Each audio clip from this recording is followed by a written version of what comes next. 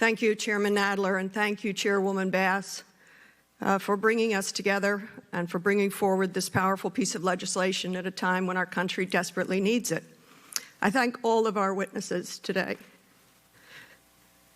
I pray that our words and our actions will be worthy of this moment. If anybody has a doubt as to systemic racism in this country, as to inequality based on race in this country, you can look no further than between me and my friend and colleague, Ms. McBath. I'm the mother of 3 white sons. I've never had to have the talk. You were the mother of beautiful Jordan Davis. You had to have the talk. If you doubt there is racism, look no further than the inequality of our life experience. And I mourn with you. My sincere sympathy to Ms. Underwood Jacobs and her family for the loss of her brother.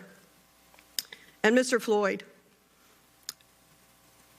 it is heartbreaking, it is soul-crushing what we witnessed 2.5 weeks ago as the depraved murder of your brother.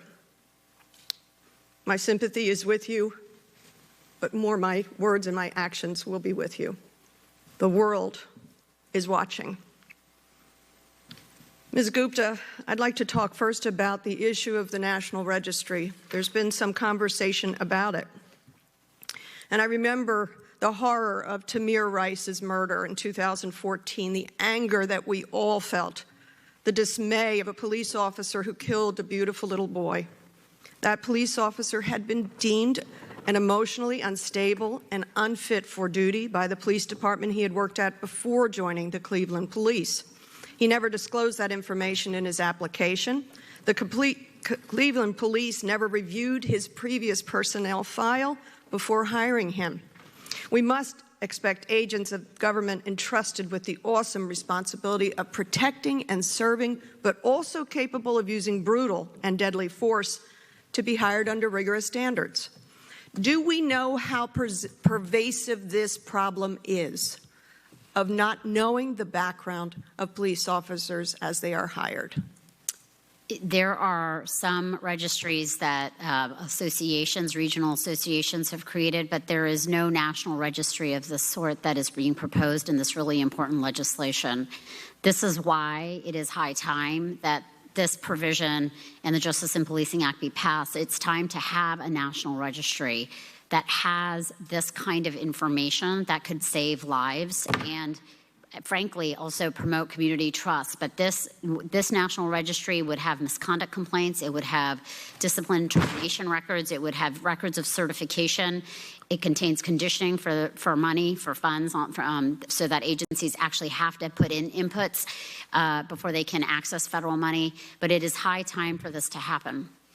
I was talking this week with my own Attorney General, Josh Shapiro of Pennsylvania, about the issue of a national registry. He too supports that, but I do know that he has also, as Attorney General, worked with and announced that he wishes to establish and have the legislature in Pennsylvania establish a state registry. I think it's important that my home state is considering that. Should the tracking of disciplinary and performance records of law enforcement be left to the states alone? Is that sufficient, or does it mean that we should do both?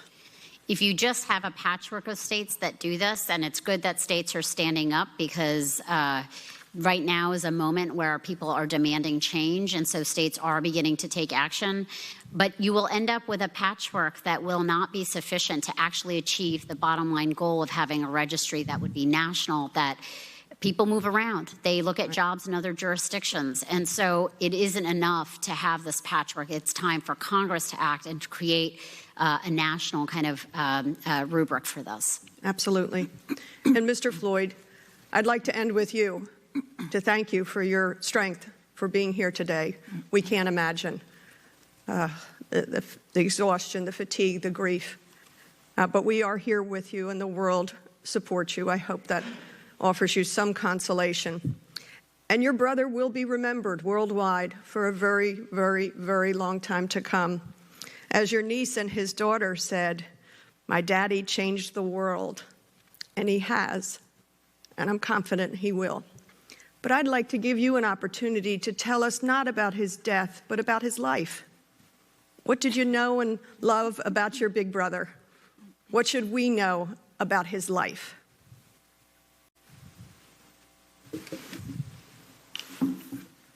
He was a role model for me and a lot of guys coming out the neighborhood because he was the first one to get a scholarship. We all wanted scholarships, and he was the first one because it was just hard.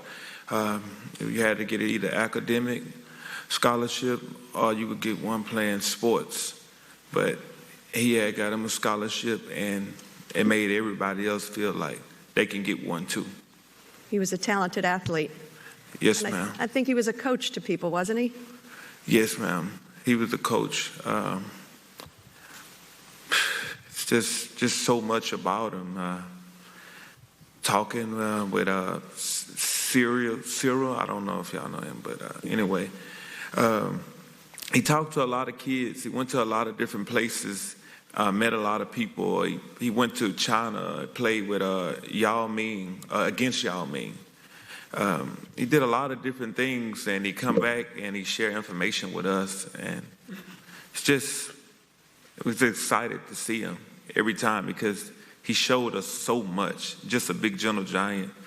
And he took us to a lot of places. We went to Orlando, went down there and watched the basketball games. He had a lot of friends as athletes, and we just vibed, and he showed us that there's other places in life besides being in the neighborhood.